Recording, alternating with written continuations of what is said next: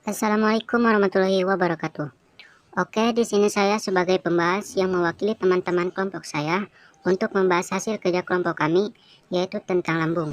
Tadinya kami akan membuat video presentasinya di kelas, namun kondisi di kelasnya sangat berisik.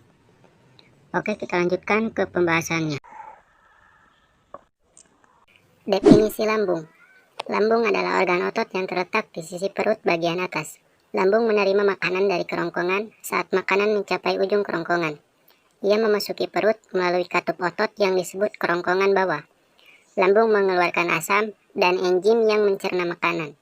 Selanjutnya kita bahas mengenai bagian-bagian lambung. Bagian-bagian lambung terdapat kardiak, fundus, dan juga pilorus. Kardiak merupakan bagian paling atas lambung yang berbatasan langsung dengan kerongkongan. Bagian ini memiliki otot yang berbentuk seperti cincin untuk mencegah isi lambung kembali ke kerongkongan. Fundus adalah area lambung yang terletak di sebelah kiri kardiak dan di bawah diafragma. Sel pada bagian fundus menghasilkan zat pepsinogen yang akan diubah menjadi enzim pepsin untuk mencerna protein di dalam makanan. Pilorus berfungsi sebagai gerbang pembatas yang membantu lambung untuk menahan makanan, asam lambung, cairan serta isi lambung lainnya. Sebelum melanjutkan perjalanan menuju duodenum untuk dicerna dan diserap, awalnya bayi mungkin terlihat muntah biasa. Selanjutnya yaitu fungsi-fungsi lambung. 1. Tempat penyimpanan makanan sementara. 2. Memecah asam dari makanan yang dikonsumsi. 3. Memilah dan membuang zat yang berbahaya. 4. Menyerap zat yang berguna untuk tubuh. Dan 5. Mengirimkan makanan ke fase berikutnya menuju usus kecil. Selanjutnya kita akan membahas kelainan pada lambung, yaitu gastritis, GERD, tukak lambung, gastroparesis, dan kanker lambung. Gastritis merupakan penyakit akibat peradangan pada dinding lambung yang terbagi menjadi dua jenis, yaitu gastritis akut dan gastritis kronus. Gejalanya mengalami muntah, mual, cegukan, nyeri pada ulu hati, hingga BAB dengan tinja berwarna hitam. Komplikasi gastritis yaitu seperti ketukak lambung, pendarahan lambung, dan kanker lambung. GERD atau nama panjangnya gastroesophageal refluxitis dikenal juga sebagai penyakit asam lambung. Merupakan kondisi di mana makanan atau minuman yang telah bercampur dengan asam lambung kembali naik ke kerongkongan. Kondisi tersebut dapat menyebabkan munculnya rasa asam atau pahit pada mulut dan sensasi terbakar di dada. Tak hanya itu, penderita GERD juga bisa mengalami mual, muntah, sakit tenggorokan, dan sulit tidur.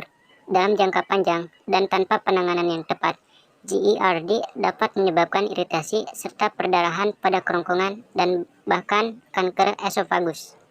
Selanjutnya, tukak lambung. Tukak lambung adalah luka akibat pengikisan pada dinding lambung atau usus halus. Pada umumnya, penyakit pada lambung ini disebabkan oleh infeksi bakteri Helicobacter pylori atau konsumsi obat anti radang seperti aspirin dan ibuprofen secara berlebihan. Seseorang yang mengalami tukak lambung dapat merasakan beberapa gejala seperti perut kembung, mual, sering sendawa, nyeri ulu hati, bahkan muntah darah. Beberapa gejala ini juga bisa memburuk saat penderitanya mengalami stres, mengonsumsi makanan pedas atau asam secara berlebihan, serta merokok dan minum alkohol. Selanjutnya, gastroparesis merupakan otot lambung yang bertugas untuk mendorong makanan atau minuman ke dalam usus halus. Namun, pada penderita gastroparesis, otot lambung tidak dapat bekerja dengan maksimal, sehingga proses pencernaan makanan pun menjadi lambat.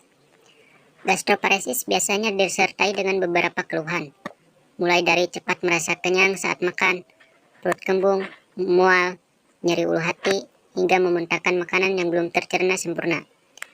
Meski penyebabnya belum diketahui secara pasti, gastroparesis diduga terjadi akibat rusaknya saraf yang mengontrol otot lambung.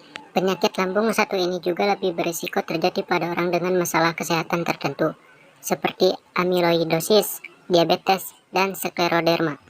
Dan yang terakhir ada kanker lambung. Penyakit pada lambung yang juga perlu diwaspadai adalah kanker lambung. Pasalnya, kanker lambung jarang menimbulkan gejala yang spesifik pada stadium awal, sehingga baru terdeteksi saat sudah memasuki stadium lanjut. Penyebab kanker lambung belum diketahui secara pasti. Namun, Ada beberapa hal yang bisa meningkatkan risiko kanker lambung, seperti obesitas, konsumsi makanan yang tidak sehat, kebiasaan merokok, dan jarang berolahraga. Guna mengurangi risiko terjadinya penyakit pada lambung, Anda dianjurkan menjalani gaya hidup sehat, mulai dari memperbanyak konsumsi sayur dan buah, menjaga berat badan tetap ideal, hingga membatasi konsumsi makanan atau minuman yang tidak sehat, seperti gorengan dan alkohol. Tak hanya itu, Anda juga sebaiknya mencuci tangan hingga bersih dengan sabun dan air mengalir sebelum memasak dan makan untuk mencegah masuknya mikroorganisme penyebab penyakit lambung ke dalam tubuh. Dan jangan ragu berkonsultasi ke dokter jika Anda mengalami gejala penyakit pada lambung, seperti perut kembung, mual, muntah, dan nyeri ulu hati. Semakin cepat terdeteksi, semakin cepat pula penanganan penyakit pada lambung dapat diberikan.